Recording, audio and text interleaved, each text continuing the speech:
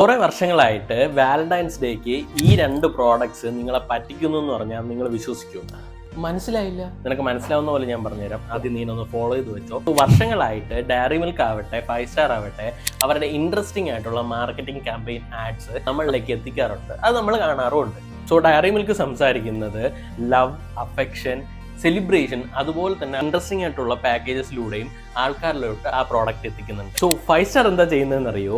Entirely different ആയിട്ട് അവരുടെ brand identity ആയ ഡു നത്തിങ് ഇതിലൂടെ വാലന്റൈൻസ് ഡേക്ക് എതിരായിട്ട് നിൽക്കുന്ന കുറച്ച് ഓഡിയൻസിനെ അവരവരിലോട്ട് എത്തിക്കുന്നു. എക്സാക്ട്ലി 2 years ബാക്ക് മുംബൈയിലെ വാലന്റൈൻസ് ഡേക്ക് മുന്നേ ഡയറി മിൽക്ക് എന്ത് ചെയ്തു? ഒരു ബോർഡ് വെച്ചിട്ടുണ്ടായിരുന്നു, how far will you go for your love.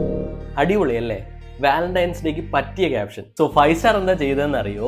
നേരെ ഓപ്പോസിറ്റ് അവരുടെ ഒരു ബോർഡ് വെച്ചു, I am fine, eat 5 star and do nothing. എങ്ങനെയുണ്ട്? മാസ്, സിഗ്മ എന്നൊക്കെ തോന്നാറില്ലേ? ഇതല്ല ഇതിലെ വലിയ കോമഡി.